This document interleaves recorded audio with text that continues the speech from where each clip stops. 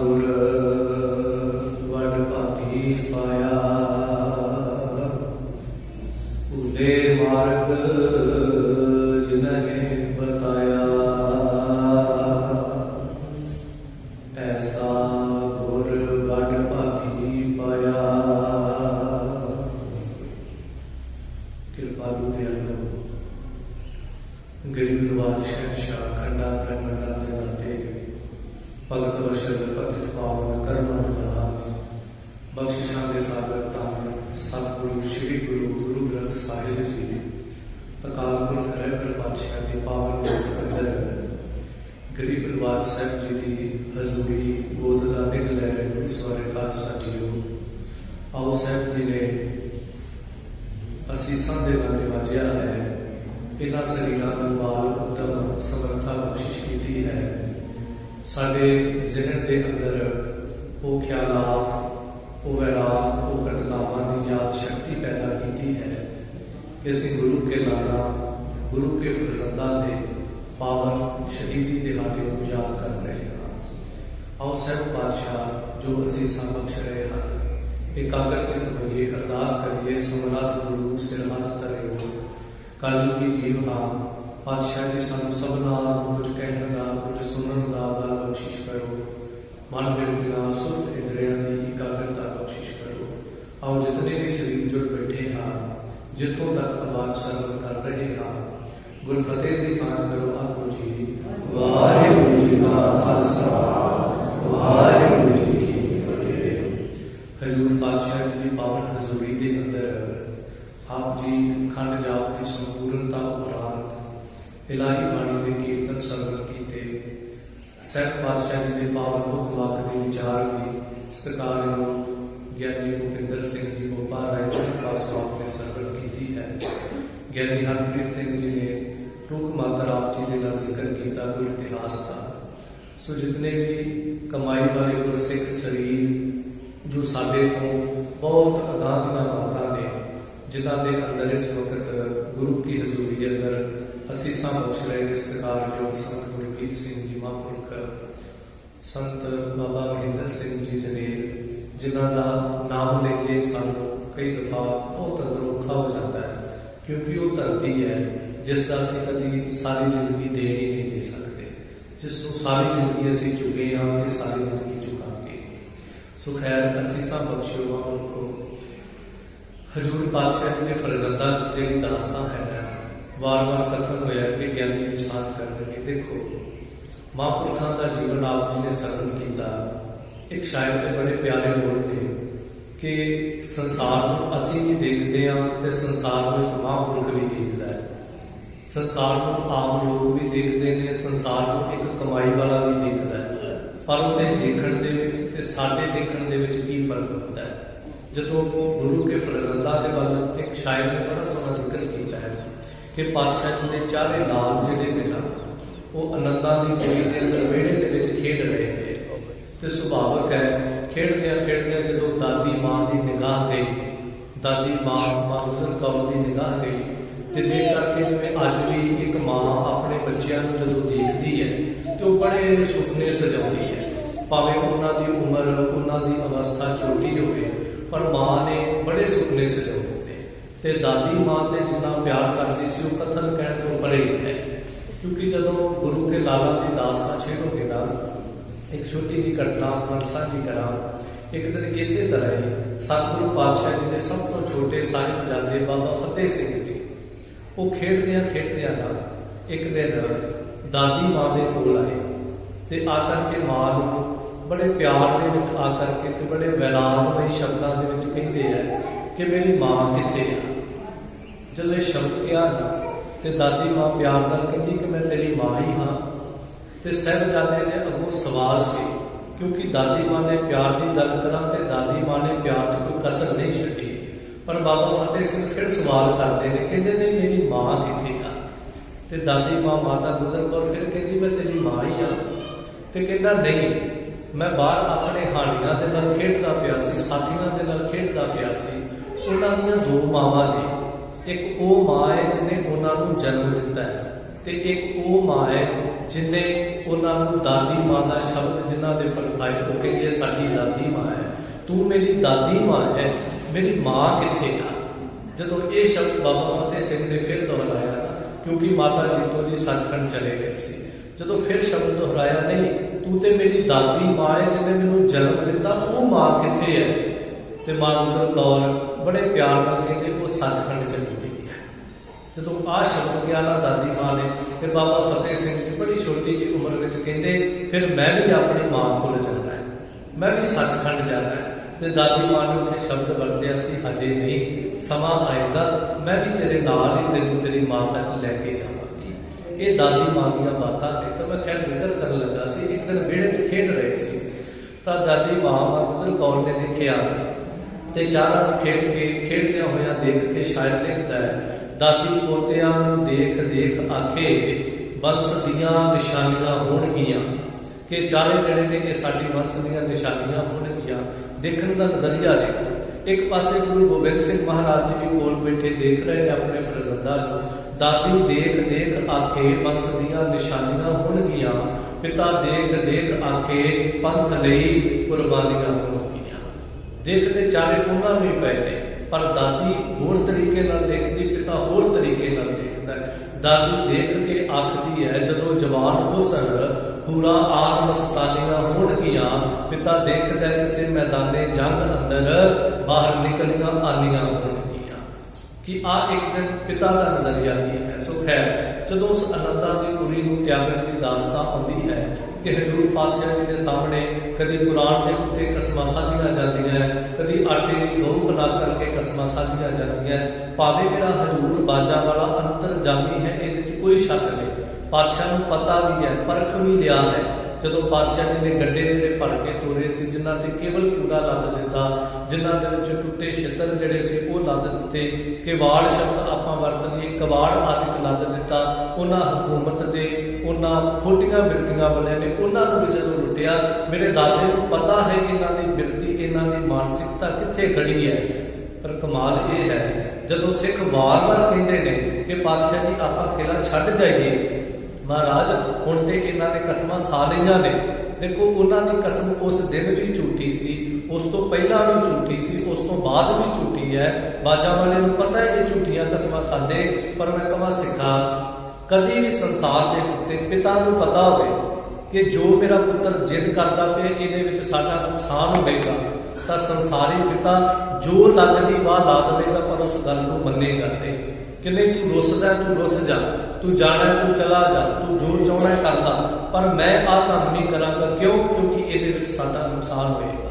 पर जदों पंथ ने किया है, जदों गुरसिखा ने किया है कि महाराज हुण ते कसमां खा लईआं ने उन्होंने, महाराज हुण आपां किला छड्ड दईए, ते हजूर पातशाह कहंदे हां सिखो जे तुसीं जाण लई तैयार हो ते फिर असीं भी तुहाडे नाल।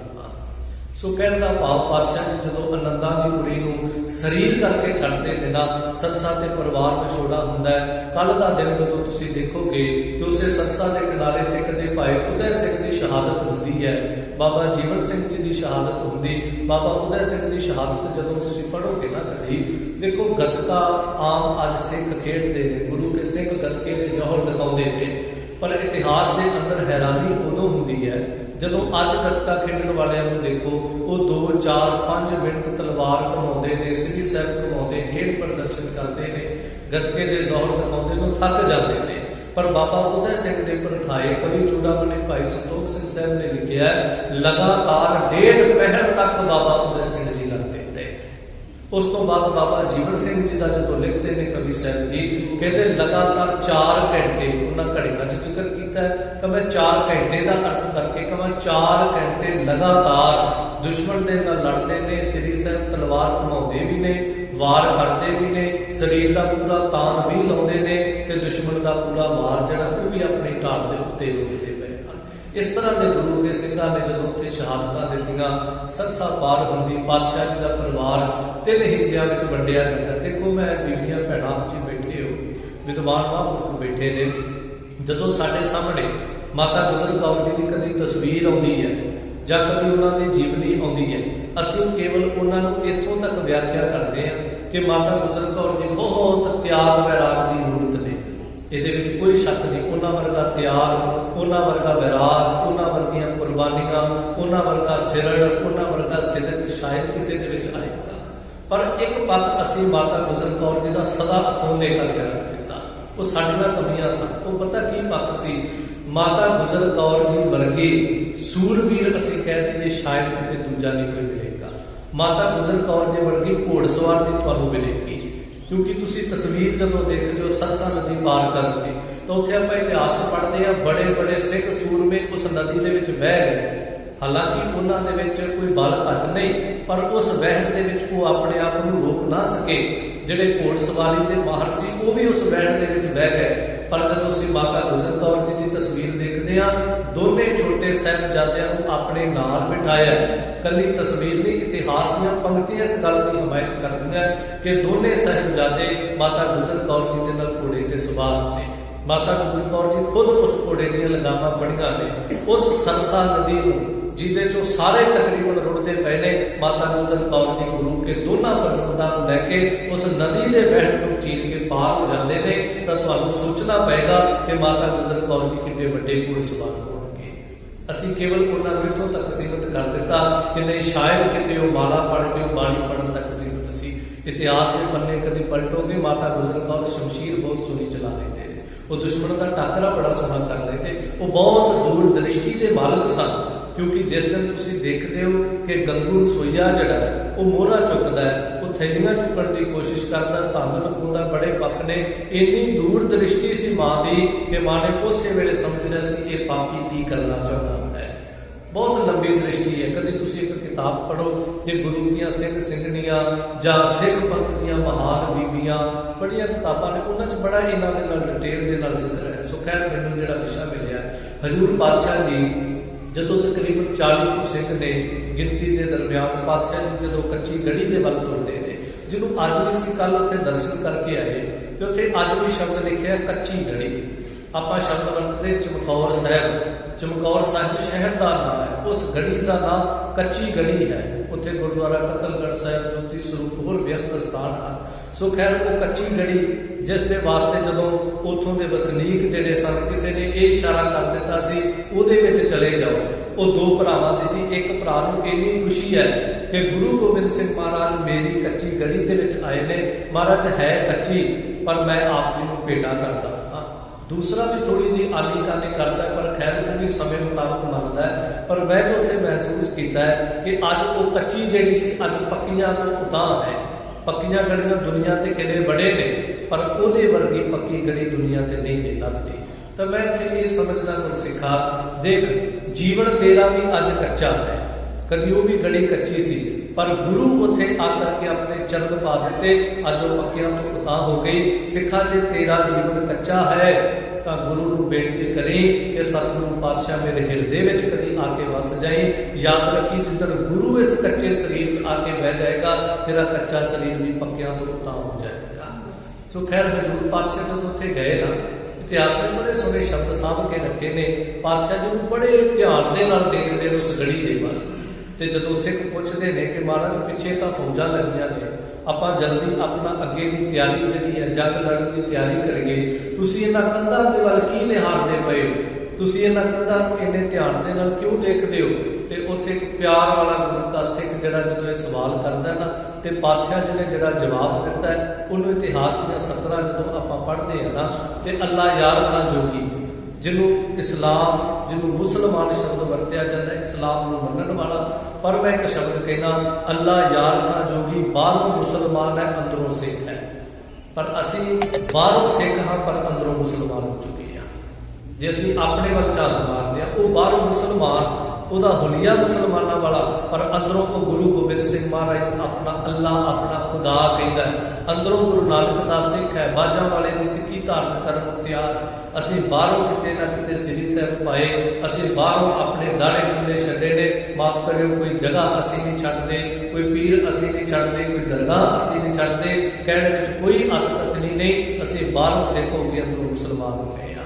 ਉਹ ਅੱਲਾ ਯਾਰ ਖਾਂ ਜੋਗੀ ਹਜ਼ੂਰ ਪਾਤਸ਼ਾਹ ਜੀ ਦੇ ਉੱਥੇ ਜਿਹੜੇ ਸਿੱਖਾਂ ਦੇ ਨਾਲ ਸਵਾਲਾਤ ਹੁੰਦੇ ਨੇ, ਉਹਨੂੰ ਬੜੇ ਸੋਹਣੇ ਕਲਮਬੰਦ ਸ਼ਬਦਾਂ ਵਿੱਚ ਲਿਖਦਾ ਹੈ। ਸਿੱਖ ਕਹਿੰਦਾ, ਮਹਾਰਾਜ ਇੰਨੇ ਧਿਆਨ ਨਾਲ ਕਿਉਂ ਦੇਖਦੇ ਹੋ? ਤੇ ਤੇ ਸਹਿਬ ਉੱਥੇ ਕਹਿੰਦੇ ਜਿਸ ਖਿੱਤੇ में आना ये वही है कि ਅਸੀਂ ਤੁਹਾਨੂੰ ਕਈ ਵਾਰ ਇੱਕ ਜ਼ਿਕਰ ਕਰਿਆ ਕਰਦੇ ਸੀ, बस ये वही धरती है। जिस खित्ते में हम कहते थे आना ये वही है, जिस जगह से लुट के हैं जाना ये वही है, जहाँ बच्चों को कटाना ये वही है, मिट्टी कह देती है ठिकाना ये वही है, कि एक वही जगह है। तो जब पातशाह जी ने कहा ना जिस जगह पे बच्चों को कटाना ये वही है, तो गुरु के सिख उस वेले कहते महाराज तुसी ये शब्द क्यों वरतते पे?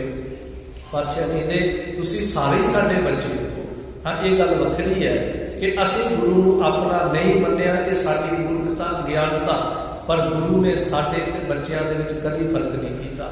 देखो जदों पिछे दास्तां भी तुसीं पढ़ोगे ना, मैं जिक्र कीता भाई उदय सिंह जी जदों शहीदी हुंदी है ना, ते उत्थे भी जिहड़े समय दे वो फौजां जां समय दे उन्हां दे सरदार जिहड़े वो शहीदी तक शामिल ने जंग लड़ते, वो भाई उदय सिंह दा सीस लैके ते ये भुलेखा खा जाते हैं कि ये गुरु गोबिंद सिंह महाराज है। वो सीस लैके खुश हो गए कि असीं गुरु गोबिंद सिंह नूं शहीद करता, पर बाद में पता लगता नहीं कि ये भाई उदय सिंह है। क्यों? क्योंकि भाई उदय सिंह का चेहरा जिहड़ा सी गुरु गोबिंद सिंह महाराज नाल मिलदा सी। पर मैं एक जिक्र आप जी नाल करा, देख गुरसिखा कला भाई उदय सिंह का चेहरा ही नहीं गुरु नाल मिलता, कला भाई संगत सिंह का चेहरा ही नहीं गुरु नाल मिलता, असल में सारे ही गुरसिखां का चेहरा गुरु गोबिंद सिंह नाल मिलता है। बस फर्क इन्ना कु है तू कभी गुरु गोबिंद सिंह वर्गा होने की कोशिश ही नहीं की। ते माफ करियो मेरे शब्द नूं, संसार दे विच कोई बच्चा विचरदा होवे, आपां उहनूं उहदा चेहरा मुहांदरा देख के कह दिंदे तू फलाणे दा धी पुੱਤ लगदा है। क्यों? तेरे नैन नक्श उहदे नाल मिलदे, तेरा चेहरे का मुहांदरा उहदे नाल मिलदा है। ते माफ करियो संसार दे शब्द ने जे किसी बच्चे का चेहरा मुहांदरा माँ या पिता के उत्ते ना जाए तो असीं कई दफा उन्होंने संतान बनने वास्ते तैयार नहीं होते। तो माफ करी सिखा जे तेरा चेहरा तेरा खुला दाड़ा तेरा सोहना स्वरूप गुरु गोबिंद सिंह का नहीं मिलता तो मता अपने आप को समझे तू बाजा वाले का सिख है, नहीं तो किसी होर देहधारी का हो सकता है, पर तू गुरु गोबिंद सिंह महाराज का सिख नहीं हो सकता। क्यों? क्योंकि जे तेन पूछया जाए तो तेरे दाड़े बन्ने होण, तेरे केस कतल किए होण, दूजे पासे तू कहे नहीं मैं बाजा वाले का सिख हाँ, तो सामने वाला सवाल कर देगा बाजा वाले के नाल ते तेरा चेहरा ही नहीं मिलता क्या। सो खैर मैं जिक्र करा हजूर पातशाह जी उत्थे सिखां नूं कहंदे ने कि जहां बच्चों को कटाना ये वही है, तो सिख कहते ने महाराज ये शब्द तुसीं क्यों वरतदे हो? हजूर कहते नहीं, आखिर जो एक दास्तां वरतनी है वो सारी असीं तुहाडे सामने करदे पए हां। हजूर पातशाह जी जदों उत्थे टिकदे ने ना, संध्या का समा हुंदा है, थोड़ा जिहा समा घट है।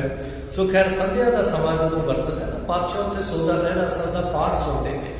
देखो कभी सरसा के किनारे ते आसा की वार होती है, एक पासे उत्थे भी दुश्मन सिर ते चढ़िया पिया है, इत्थे भी दुश्मन ने आन घेरा घत्या है, पर हजूर पातशाह सोदा लहरा साहब का पाठ उत्थे करते हैं। आप सारे सिंह चौकड़े मार के बैठे ने, हजूर पातशाह भी बैठे ने।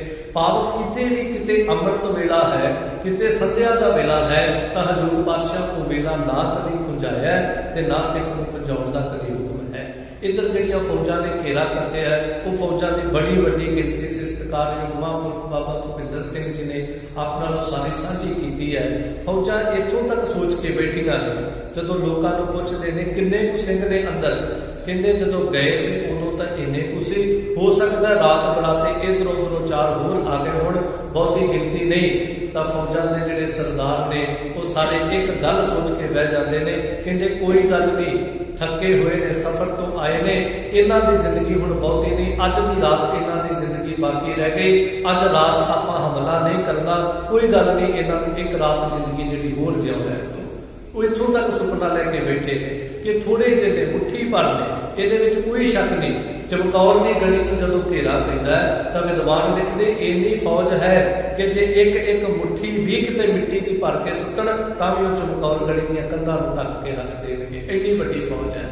कहते कोई गल नहीं, रात आराम करन दिओ इन्हां नूं, इन्हां दी जिंदगी बहुती लंबेरी नहीं, सवेरे सूरज चढ़ेगा आपां इन्हां ते हमला करांगे, बड़ी जल्दी गुरु गोबिंद सिंह महाराज नूं शहीद करके कतल करके मार के असीं उन्हां दा सीस औरंगजेब दे दरबार विच पेश करके बादशाहियां लवांगे, वजीरां लवांगे, बहुत वड्डियां वड्डियां जगीरां प्राप्त कर लवांगे। ये शब्द कहण वालियां नूं इन्ना नहीं सी पता कि शायद कल नूं तुसीं खुद जिंदा नहीं रहोगे, ਜਿਹੜੇ ਤੁਸੀਂ ਗੁਰੂ ਗੋਬਿੰਦ ਸਿੰਘ ਮਹਾਰਾਜ ਦਾ ਸੀਸ ਵਜਾਉਣ ਦੀਆਂ ਬਾਤਾਂ ਕਰਦੇ ਹੋ। सो खैर अल्लाह याद का जोगी बड़ा सोहना एक दृश्य खिंचता है जो कभी पढ़िए तो कहता है हजूर पातशाह शाम का समा होया ते सारे सिंह सूरमे कोई सो गए खाक पे जी पोश बिछाकर, कोई घोड़ियां दी काठियां सीस थले रख के सौ गया, कोई जो किसी दे कोल कपड़ा सी उन्हें जमीन ते बिछाया वो लेट गया।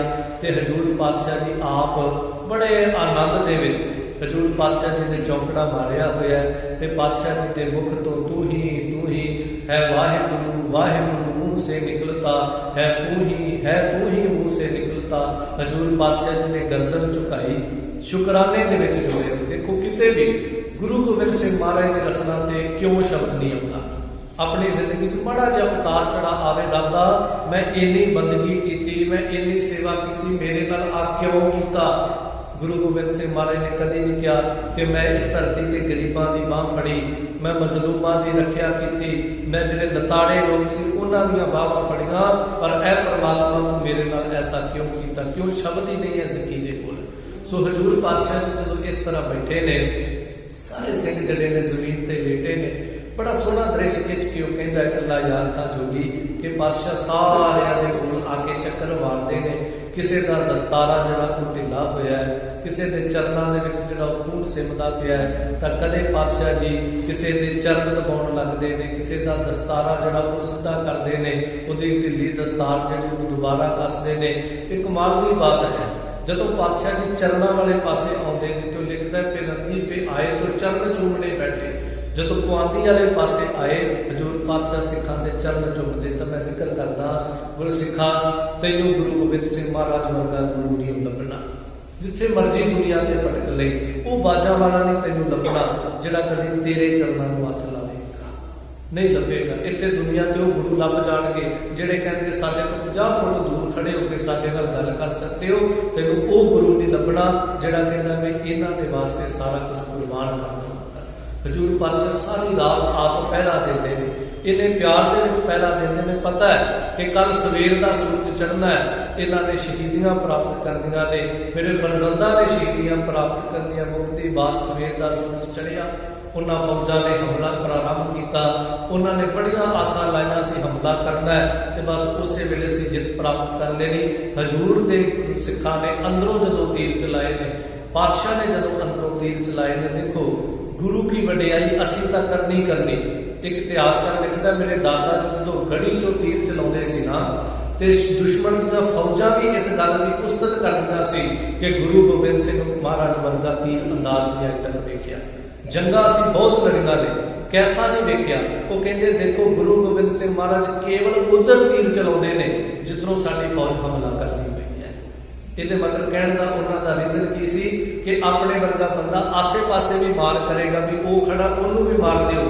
गुरु गोबिंद सिंह महाराज केवल उधर तीर चलाते सी जिधरों फौज हमला करती सी, जिधर फौज हमला नहीं सी कर रही पातशाह उधर कोई तीर नहीं चलाया। तो दुश्मन की फौज भी कहती सी वो दुनिया के लोगों गुरु गोबिंद सिंह महाराज किसी से हमला नहीं करता, गुरु गोबिंद सिंह किसी को मारन की बिरती नहीं रखता, गुरु गोबिंद सिंह ते केवल जिहड़ा हमला करन आया उसका जवाब देता पाया, ऐसा गुरु नहीं लभेगा दुनिया ते।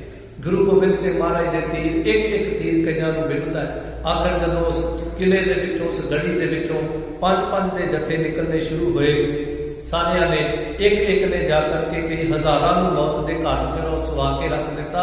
ते दुश्मन की फौज एक शब्द कहती सी 5-5 निकलते ने, समझ नहीं आती 500 नूं मारते ने जां 5000 नूं मारते ने। बस इस तरह है एक वहण की तरह आते ने, तेज रफ्तार की तरह आते ने, बेअंत साडे सूरमिਆਂ ਨੂੰ मौत के घाट सुला करके त्याग शहीदियां प्राप्त कर जाते थे। ये दुश्मन दी फौजां दे गुण सीगे।